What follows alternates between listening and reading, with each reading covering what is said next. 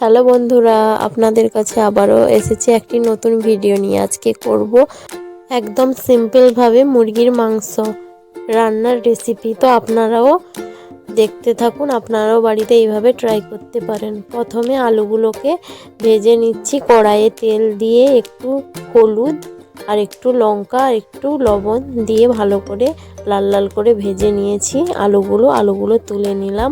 সেই তেলে দিয়ে দিলাম পেঁয়াজটাকে ভালো করে নাড়াচাড়া করে নেব। ভালো করে নাড়াচাড়া করে নেওয়ার পর তারপরে দিয়ে দিলাম আদা রসুন বাটা। তারপরে ভালো করে আবারও নেড়ে চেড়ে নেব। ভালো করে নাড়াচাড়া হয়ে গেলে তারপরে দিয়ে দিলাম লবণ, হলুদ গুঁড়ো, ঝাল গুঁড়ো 2 চামচ। তারপরে ভালো করে নাড়াচাড়া করার পর জল দিয়ে দিলাম। জল দেওয়ার পর ভালো করে ফুটে এলে আবার একটু জল দিয়ে ভালো করে কষিয়ে নেব। তারপরে মুরগির মাংসটি দিয়ে দিলাম। তারপরে মুরগির মাংসটি দেওয়ার পর ভালো করে নেড়ে চেড়ে নেব। তারপর আলু দিয়ে দিলাম। ভালো করে কষিয়ে নেওয়ার পর আবারও ভালো করে কষিয়ে নিয়ে ভালো করে জল দিয়ে ভালো করে ঢাকা দিয়ে দিলাম। দেখুন আমার একদম রেডি হয়েছে মুরগির মাংসের রান্নাটি। আপনাদের